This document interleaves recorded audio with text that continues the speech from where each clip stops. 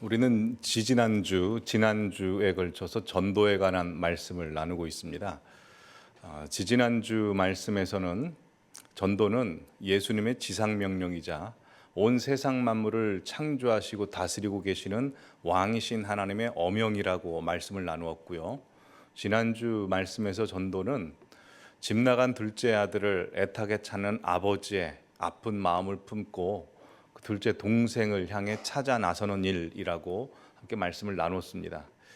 이렇게 두 주간에 걸쳐서 전도에 관해서 말씀을 나누는데, 그렇다면 우리 성도님들께서는 삶의 자리에서 만나는 사람들에게 주의 기쁜 소식, 복음을 전하셨습니까?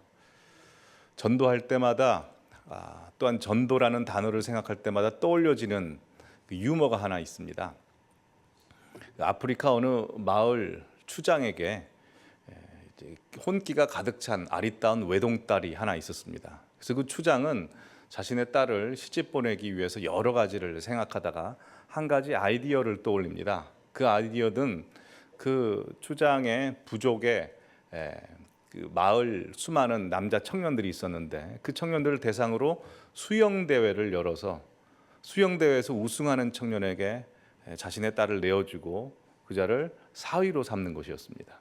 그래서 그 소식을 마을 사람들에게 다 알리고 이제 수영 대회 당일날이 되자 수많은 청년들이 강가로 몰려들게 됩니다. 출발 신호를 기다리고 있는데 사회자가 나서서 이렇게 얘기합니다. 여러분이 수영할 이 강에는 식인 악어들이 우글거리고 있습니다. 이 식인 악어들이 우글거리고 있는 강에 뛰어 들어가서 우승하는 청년이 추장의 사위가 될 것입니다. 그러자 모든 청년들이 이제 얼음이 됐습니다. 그 출발 신호를 주자 한 명도 뛰어들질 않는 겁니다. 한 몇 분 흘렀을까요? 갑자기 어떤 청년이 과감하게 악어떼가 있는 그 강으로 뛰어듭니다. 아니야 다를까 수많은 악어떼들이 그 청년을 잡아먹으려고 달려듭니다. 그 청년은 살기에 필사적으로 팔과 다리를 흔들면서 헤엄을 치고 가는데 기적적으로 무사히 강 건너편으로 도착하게 됩니다. 수많은 사람들이 박새와 갈채를 보내면서 이야 대단하다라고 칭찬하고 칭송합니다. 어떻게 이렇게 악어떼가 우글거리는 강에 뛰어들어서 우승을 할 수 있었냐고 물어보니까 그 청년이 이렇게 소리 지릅니다. 누가 밀었어? 누가 밀었어? 자발적으로 뛰어든 것이 아니라 누가 등을 밀어서 어쩔 수 없이 억지로 갔다는 겁니다. 왜 전도하면 이런 유머가 생각이 날까요? 아마 사람들이 느끼기에 이 전도라고 하는 것은 하나님의 부르심에 의한 우리의 자발적인 헌신, 순종, 사명으로 느껴지기보다는 마치 누가 등 떠밀려서 억지로 하는 것처럼 부담스럽게 느껴지기 때문이겠죠.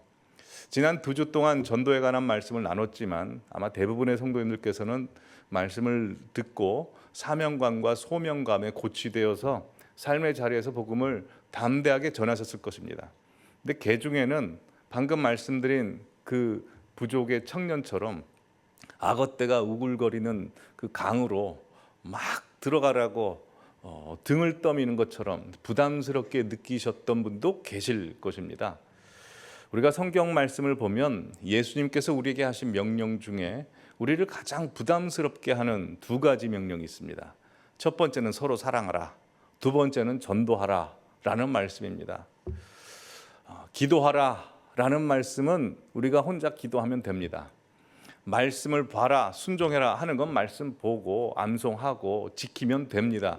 그런데 사랑하라 라는 말씀은요, 내 것을 찢어서 나를 죽여서 상대방과 나눠야 되는 일이고, 또한 전도하라 라는 말씀은 내 시간이 아니라 상대방의 시간을 달라고 하여 상대방에게 다 모든 것을 맞춰줘야 합니다. 그러니 전도가 쉽겠습니까? 사랑도 전도도 굉장히 어려운 일입니다. 교회도 마찬가지입니다. 우리 기도하는 교회 됩시다 라고 하면 저부터 시작해서 기도 열심히 하시는 권사님들과 함께 모여서 기도하다 보면 기도의 불씨가 계속 옆으로 타오릅니다. 말씀이 충만한 교회 됩시다 라고 하면 우리가 말씀 계속 읽고 암송하고 또 말씀대로 살고 하면 됩니다. 그런데 전도하는 교회 됩시다 라고 하면 쉽게 되지 않습니다. 왜냐하면 전도라고 하는 것은 체질이 바뀌어야 됩니다. 사람의 우선순위와 삶의 목적과 정체성과 세상을 바라보는 세계관 자체가 바뀌어야 전도하는 삶을 살게 되고 교회가 전도를 하게 됩니다. 그러니 사실 이 자리에서 전도합시다라고 외치지만 이게 실제로 전도하는 교회가 되기가 쉽지 않습니다. 이 전도는 어렵습니다. 이 전도는 어려우니까 그냥 우리 하지 말까요?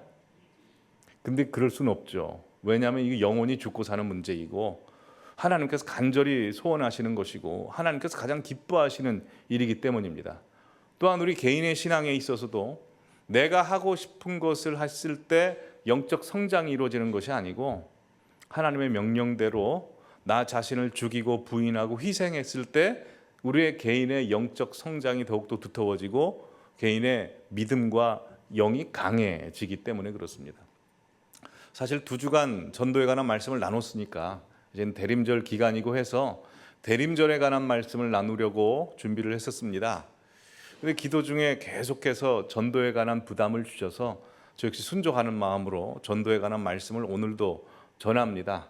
혹시 성도님들 중에 부담을 느끼고 계시는 분도 계실 수도 있지만 이 강단에서 나오는 말씀이 사람의 말이 아니라 하나님의 말씀으로 들려주시기를 바랍니다.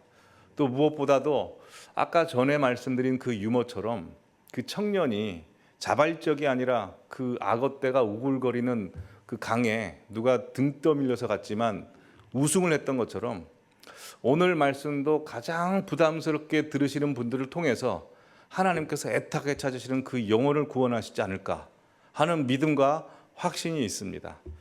자, 1, 2주 동안 말씀을 들으시면서 아마 삶의 자리에서 전도를 하셨을 텐데요. 전도가 잘 되셨습니까? 잘 되지 않죠. 우리 주님께서도 그걸 잘 아십니다. 왜냐하면 우리가 살고 있는 세상은 이런 세상입니다. 보시면 기울어진 운동장입니다. 여러분, 저 기울어진 운동장에서 축구를 하면 어느 팀이 더 유리할까요? 아마 저 높은 지대에 위치한 팀이 더 유리하겠죠. 반대로 줄다리기를 하면 어느 팀이 더 유리할까요? 아래쪽에 있는 팀이 더 유리하겠죠. 우리가 살고 있는 이 세상은 평평한 공정한 경쟁이 이루어지는 것이 아니고 이미 기울어져 있다는 겁니다. 우리 성도님들께서 나가서 일주일 동안 사셨던 곳이 이런 곳입니다. 그러니 사실 이곳에서 믿음 지키며 사는 것도 쉽지 않고 더군다나 복음을 전한다는 것은 쉽지 않죠. 그렇지 않습니까? 그래서 우리 주님께서도 이런 말씀을 하셨습니다. 내가 너희를 보냄이 마치 어린 양을 이리 가운데 보내는 것 같다. 그러니 이곳에 계신 성도님들 중에서도 정말 세상에 메마른 그 황폐한 정보들과 여러 영향들을 받고 이 자리에 앉아 계시는 분이 계실 줄 압니다. 이에 대해서 성경이 이렇게 잘 증언합니다. 오늘 성도님께서 읽으신 잠언서 9장에 보면 2가지 초대의 모습이 등장합니다. 한 초대는 지혜로운 자가 초대를 하고요. 또 한 초대는 바로 미련한 여인이 초대를 합니다. 지혜로운 존재는 하나님으로 상징하는 것 같습니다. 미련한 여인은 세상, 즉 구체적으로 직접적으로 말씀드리면 사단으로 상징하는 것 같습니다. 자, 먼저 그럼 지혜로운 존재가 어떻게 사람들을 초대하는지 보시죠. 1절부터 6절까지 보시면 지혜라는 존재가 집을 짓습니다. 근데 7기둥으로 집을 짓습니다. 여러분, 기둥이 많다는 것은 크다는 거죠. 큰 집을 준비했습니다. 집만 준비하고 사람들 오라고 하는 것이 아니라 2절을 보시니 고기를 준비합니다. 짐승을 잡고 또 포도주를 혼합하여 음료수를 준비합니다. 모든 상을 갖춥니다. 그리고 준비를 끝내지 않습니다. 3절 이하에 보시면 여종들을 사람들에게 직접 보내서 어리석은 자는 이리로 돌이키라 라고 해서 어리석은 자, 시편 14편 1절에 보시면 어리석은 자는 그 마음에 하나님이 없다라고 한다라고 돼 있듯이 하나님이 없다고 생각하는 사람들을 초청합니다. 그리고 6절에 생명을 얻으라 라고 이야기를 합니다. 그러니 지혜로운 존재가 사람들을 초청할 때는 최선을 다하여 열심히 준비했을 뿐만 아니라 직접 종을 파송하여 초대를 합니다. 자, 그럼 미련한 여인, 사단으로 상징되는 미련한 여인은 사람들을 어떻게 초청할까요?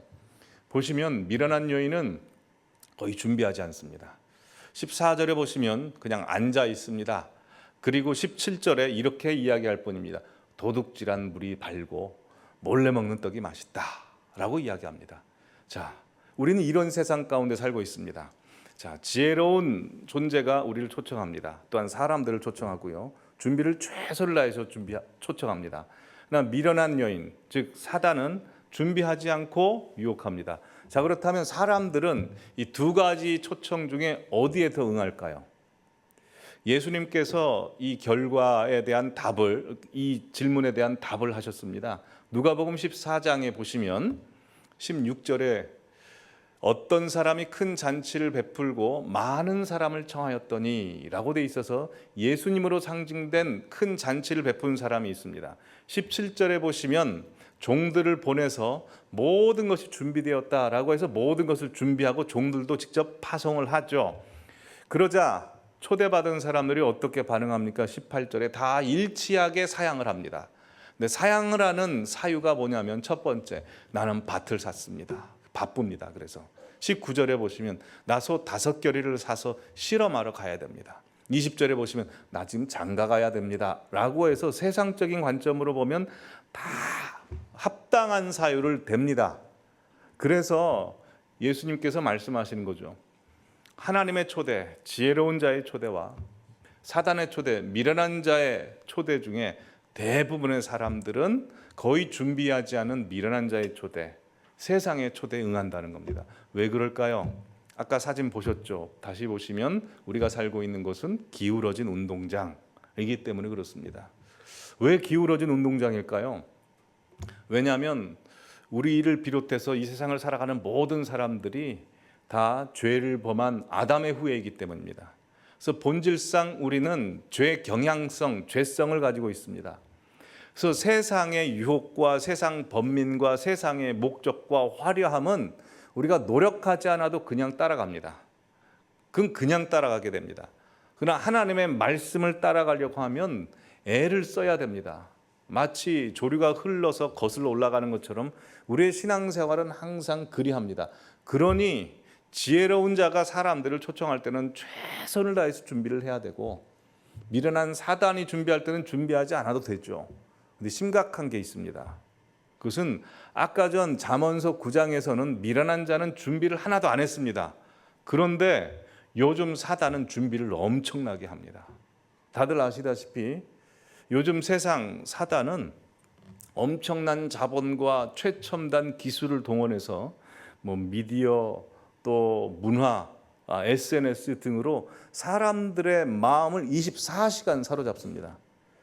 이 핸드폰 하나만 해도 알고리즘을 이용해서 내 검색 기록, 내 생활 습관, 선호도를 다 분석해서 이 작은 핸드폰이 내 눈과 귀와 마음을 다 사로잡지 않습니까?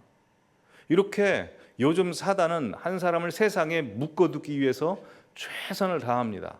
이에 반면에 그렇다면 우리 교회들은, 또한 우리 성도님들은 어떻게 준비하고 계시나요? 사실 이게 게임이 안 되죠. 여러분, 전도라고 하는 것뿐만 아니라 성도님들의 신앙생활이라고 하는 것은 영혼을 지키는 싸움이고 영혼을 누가 얻느냐의 아주 치열한 전투 현장입니다. 근데 아까도 말씀드렸다시피 이미 우리가 살고 있는 곳은 기울어진 운동장입니다. 기울어진 운동장에서 우리는 위에 있을까요? 아래에 있을까요? 아래에 있습니다. 그러면 아래에 있는 우리가 노력을 더 많이 하고 더 실력을 갖추어야 되죠. 근데 요즘은 그렇지 않다는 겁니다. 사단이 더 노력을 한다는 거죠. 그러게 이 시간 우리가 좀 준비해야 되고 노력해야 되는데 어떤 준비와 노력이 필요한지, 이것은 전도하는 삶뿐만 아니라 성도님들의 치열한 삶의 현장에서 믿음을 지키는 일에 반드시 필요한 것이니 오늘 함께 그 말씀을 나눠보도록 하겠습니다. 우리가 세 가지 차원의 준비를 해야 됩니다.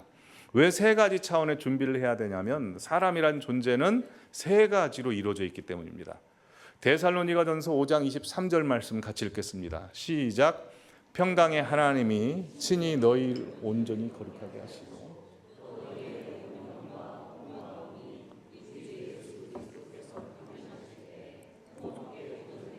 원하노라. 사도 바울이 이렇게 기도합니다. 주님께서 다시 오실 텐데 그때까지 우리의 영혼, 몸이 온전히 보존되기를 원하노라. 해서 우리라는 존재는 육, 혼, 영으로 되어 있습니다. 히브리서 4장 12절 말씀을 봐도 하나님의 말씀이 영향을 미치는 곳이 이런 곳이라고 이야기하는데 우리의 혼과 영과 관절과 골수, 즉 우리 육신이라고 합니다. 그러기에 우리는 이 세 가지 차원을 준비해야 됩니다. 첫 번째, 우리 육신, 육적인 차원의 준비를 해야 됩니다. 우리가 생각할 때는 육적인 차원이 가장 수준 낮은 것이라고 생각할 수 있지만 무시하면 안 됩니다. 왜냐하면 우리의 영혼과 모든 것, 삶은 이 육적인 것에 지대한 영향을 받고 있기 때문에 그렇습니다. 그럼 육적인 차원의 준비는 무엇일까요? 그것은 환대입니다. 모두 잘 맞이해주는 환대. 환대라는 그 한자를 보시면 이렇게 되어 있습니다. 환영할 환, 그리고 대접할 대입니다. 그래서 반갑게 맞아 정성껏 후하게 대접하다 이죠. 여러분, 교회라고 하는 곳은 굉장히 신기하고 대단한 곳입니다. 우리가 사회 어디를 가도요, 다 허가증이 필요합니다. 그냥 들어갈 수 없죠. 우리가 회사에 들어가려고 해도 입사 허가증이 필요하고, 학교에 들어가려고 해도 입학 허가증이 다 필요합니다. 그러나 교회는 그런 허가가 필요 없습니다. 주님께 부름받은 모든 분들은 다 들어올 수 있습니다. 주님이 부르신 자들이 다 들어올 수 있죠.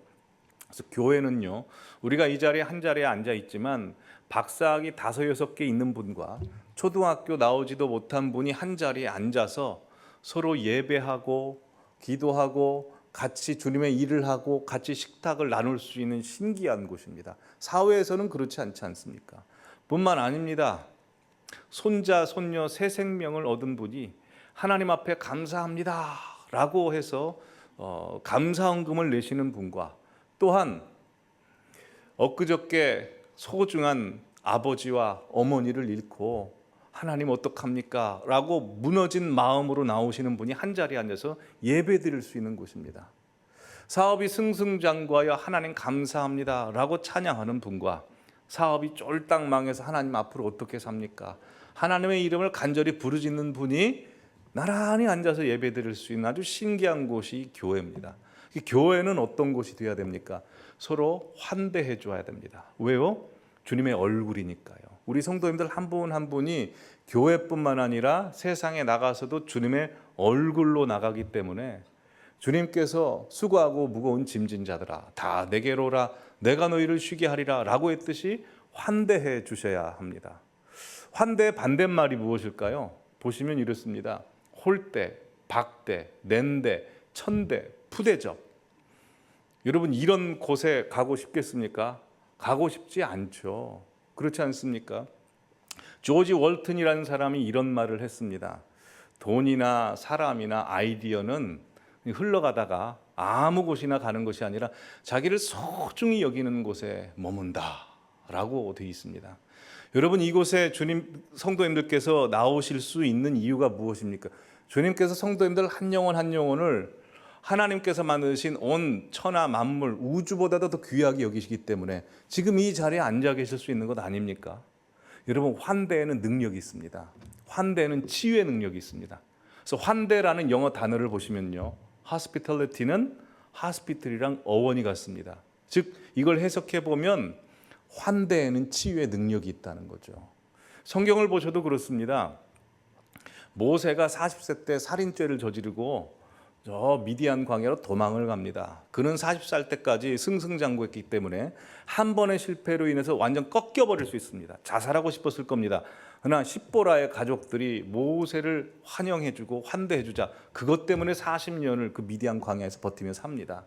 사마리아 여인도 그 수치심에 살 수가 없었습니다. 그래서 아무도 나가지 않은 정오 시간에 나가서 물을 깃는데 주님께서 그 여인을 찾아가셔서 환대해 주시니까 그가 치유됩니다. 그래서 사람들 앞에 당당히 나설 수 있죠.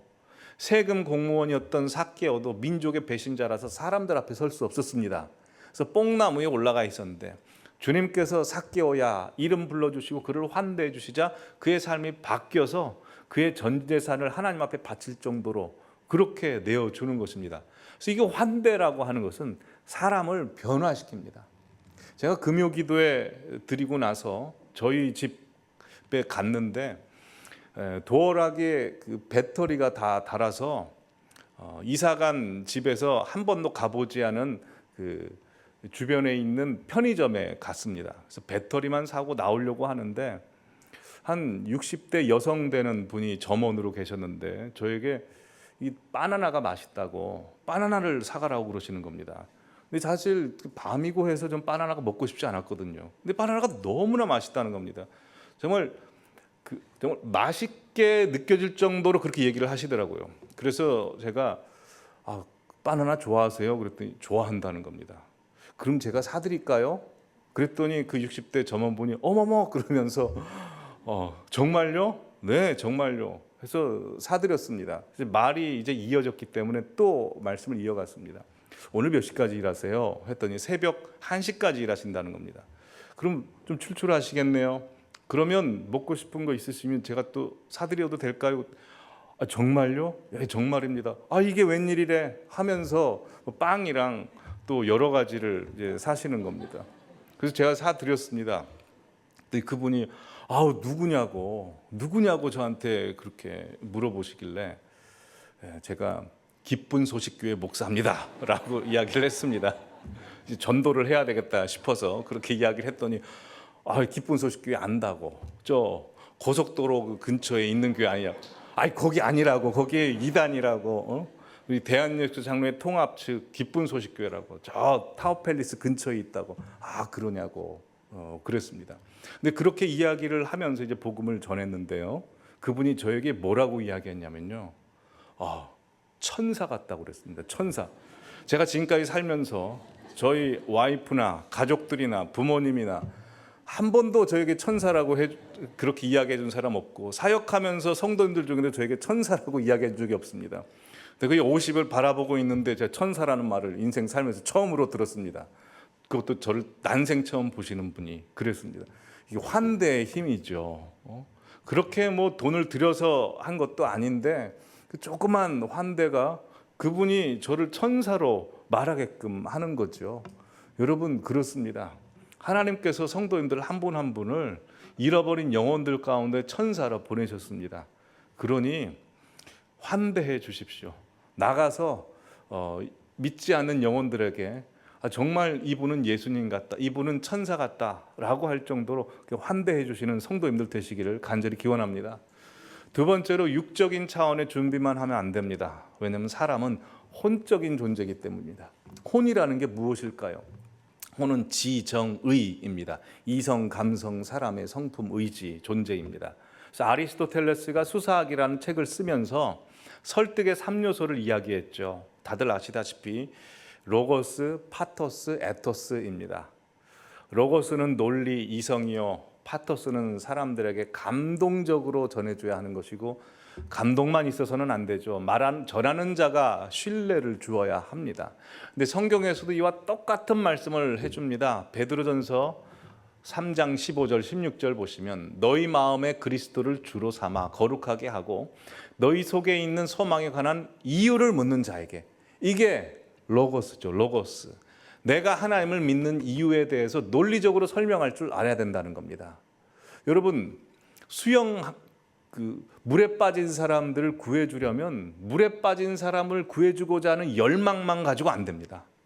어떻게 구할 수 있을까? 수영 실력이 좋아야죠. 또 인공호흡하는 방법도 알아야 되고 자격증도 갖춰야 됩니다. 말하자면 로고스, 우리가 갖춰야 될 것이 바로 주님의 복음이 무엇인지를 분명히 이야기할 수 있는 자신의 개인적 체험도 있고 논리가 있어야 된다는 겁니다. 논리가 있으십니까? 한번 적어보십시오. 내가 예수를 믿는 이유, 예수를 믿어서 나에게 얻는 유익, 왜 저 사람이 예수를 믿어야 되는지, 나는 왜 교회를 다니는지 한번 정리를 해보시기 바랍니다. 두 번째로 우리가 그 정리한 것을 논리적으로 설명하는 것만으로 안 됩니다.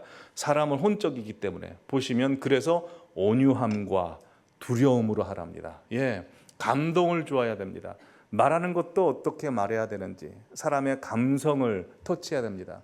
무례한 기독교라는 말이 왜 나왔을까요? 사람의 감성을 터치하지 못했기 때문에 그렇습니다.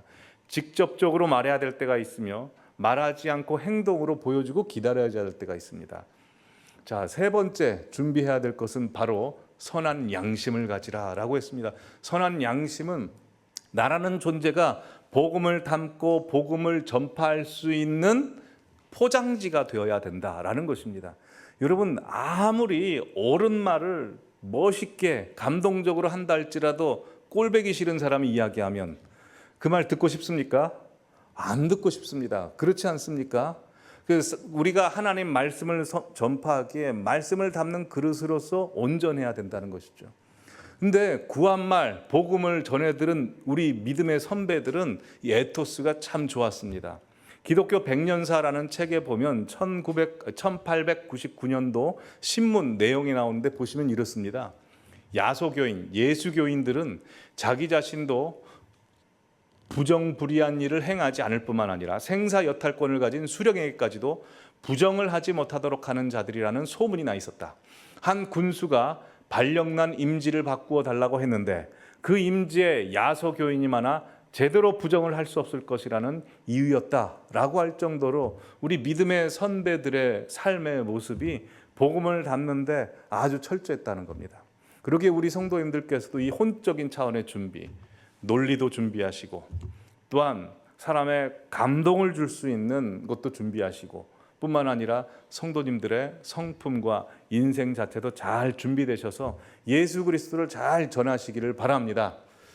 근데 이렇게 육적인 차원의 환대를 한다 할지라도요, 사실 사람의 영혼이 바뀌지는 않습니다.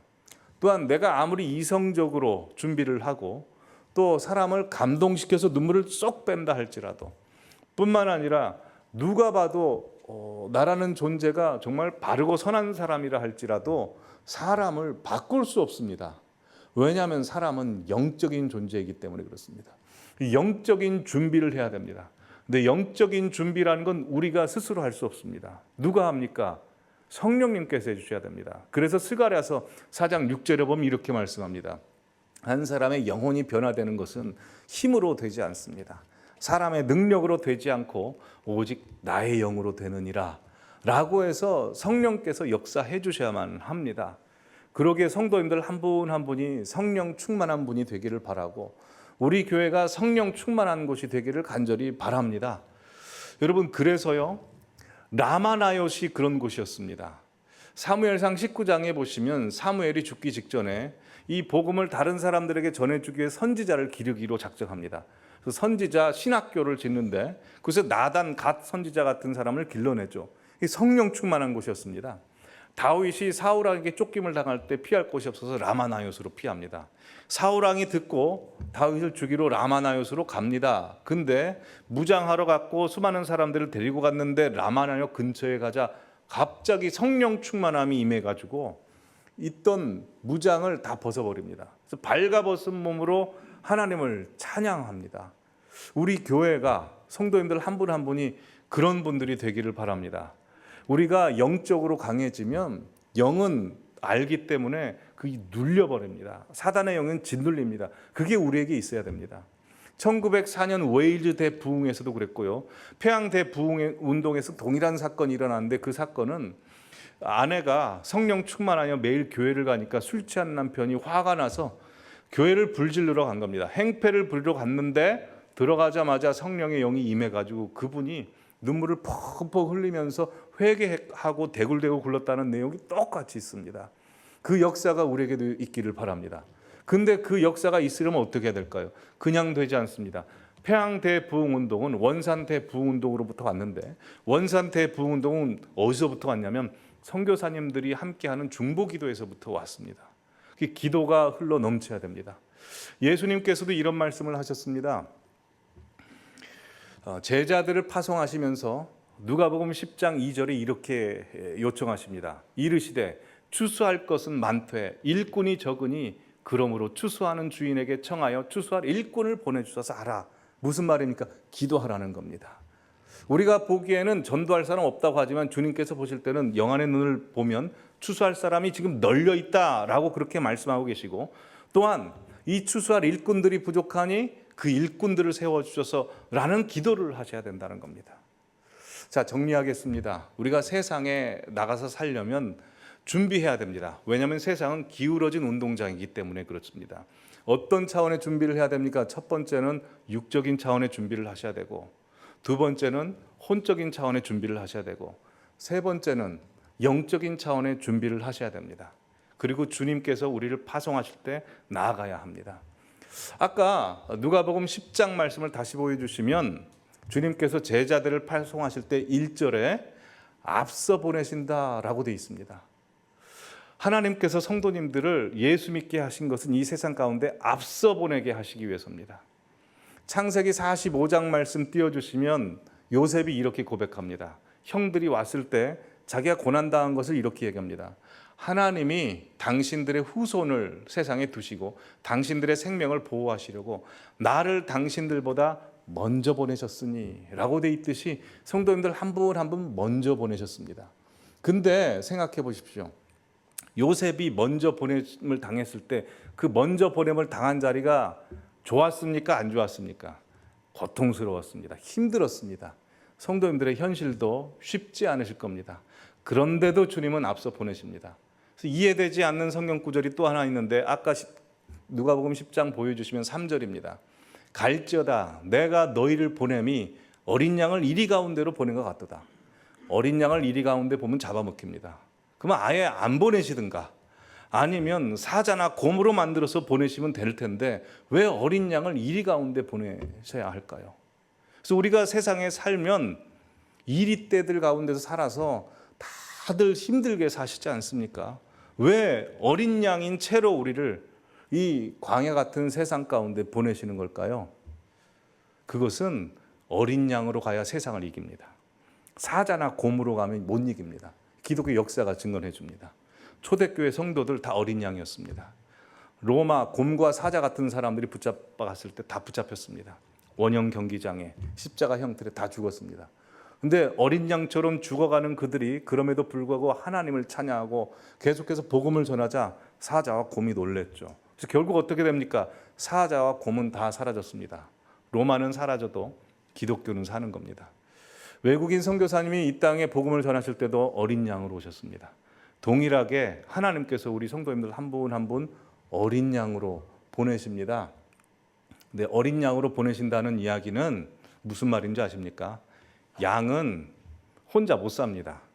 목자가 있어야 됩니다. 그래서 지난 시간 살펴보셨듯이 잃은 양 한 마리도 주님께서는 찾아가서 품에 안으시는 분이시죠. 성도님들 한 분 한 분 양으로 보내신다는 건 하나님이 함께 하신다는 겁니다. 하나님이 함께 하시면 그냥 함께 하십니까? 마태복음 28장 보여주시면 하늘과 땅의 모든 권세를 가지신 주님께서 함께 해주십니다. 누구와요? 우리와 세상에 나가 예수 그리스도를 전하는 포장지인 우리와 함께 해주십니다. 그러니 우리가 사는 세상은 비탈진 곳에서 살긴 하지만 우리는 승리합니다. 하늘과 땅의 권세를 가지신 주님이 함께 하시기 때문에. 그래서 요한복음 16장 33절에 이렇게 예수님께서 말씀하십니다. 함께 읽겠습니다. 시작. 이것을 너희에게 이르는 것은 너희로 내 안에서 평안을 누리게 하려 함이라. 세상에서는 너희가 환난을 당하나 담대하라. 내가 세상을 이겼노라. 이미 이긴 싸움이랍니다. 기울어진 운동장에 사시지만 이미 이긴 싸움이기에 하늘과 땅의 권세를 가지신 주님과 함께 하시기 바랍니다. 전도는 미련한 것처럼 여겨지고 계속 실패하는 것처럼 여겨지지만 이미 승리했다고 하십니다. 그러니 날마다 하나님 안에서 육적인 차원, 혼적인 차원, 영적인 차원의 준비를 하셔서 승리를 선포하시는 삶을 사시는 우리 모든 성도들 되시기를 간절히 기원합니다. 기도하겠습니다.